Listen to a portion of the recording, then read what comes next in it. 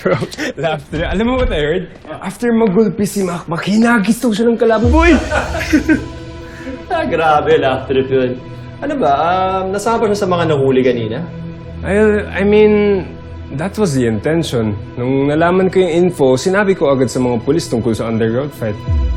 Bro, ang galing talaga ng timing mo. Hindi ko nga alam na meron pa nang nag-monitor sa mga illegal fights na yun.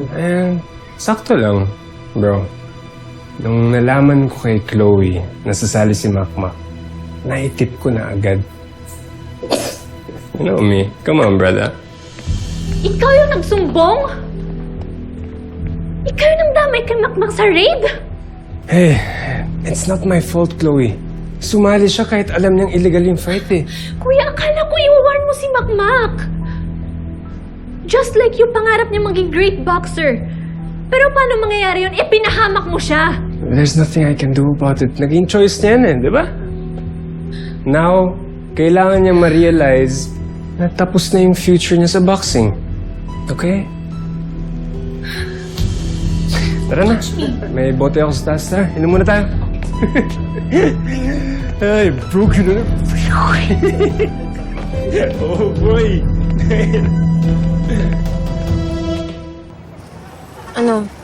Anong balita? Gising na ba si Makmak?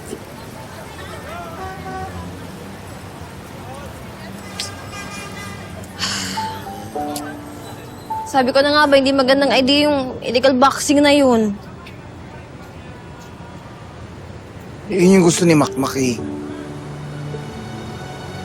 Tsaka... Charlie, buti na nga lang sinamahan natin siya eh. Kasi kung pumunta siya mag-isa doon, baka mamaya iwan na lang ni Boy Saltik yun ng duguan tsaka injured dyan sa Oh, tabi-tabi. Boats. Hindi dapat natin siya kinukonsente. Para naman di mo kilala si Makmak.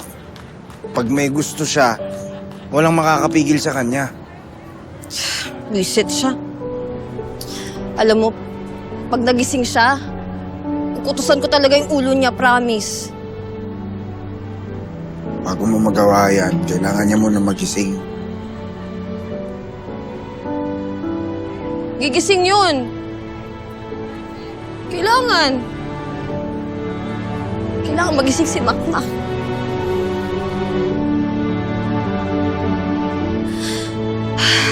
Noy, umapit ka lang. Malalagpasan din ni Makmak yan. Fighter din yun kagaya mo. Kaya gagaling siya. Walang fighter na bakla.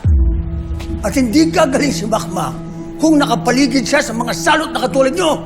Itong salot na sinasabi niyo. Kamiwi mo yung malasakit kay Makmak. Hindi kagaya niyo eh. Sariling interes lang yung iniisip niyo. Noy, umalma ka lang. Ikaw, huwag ka makialam dito, bakla ka. At huwag mo akong akusahan ng baka sarili, ha? Eh, anong tawag niyo doon? Narinig niyo na nga sinabi ng doktor, critical yung apo niyo eh. Iniisip niyo pa rin kung kailan siya makakabalik sa laban? Mas importante ho sa inyo yung boxing kaysa ligtasan ng apo niyo. Huwag mo akong pagsabihan ng ganyan, ha? Ikaw wala kang pagpapalaga. Alam mo sinabi ni Makmak? Hindi siya tutulad sa'yo. Tutuparin niya lahat ng pangarap niya. At pinangako ko sa kanya, kasasamahan ko siya sa lahat ng laban niya. Kahit na ho illegal yung laban, papayag kayo? Illegal? Alam mo, lilihim niya. Lilihim niya yun sa inyo. Lilihim niya ni Makmak para kumita siya at mapauwi ang nanay niya. Yung responsibilidad na dapat ikaw ang gumawa.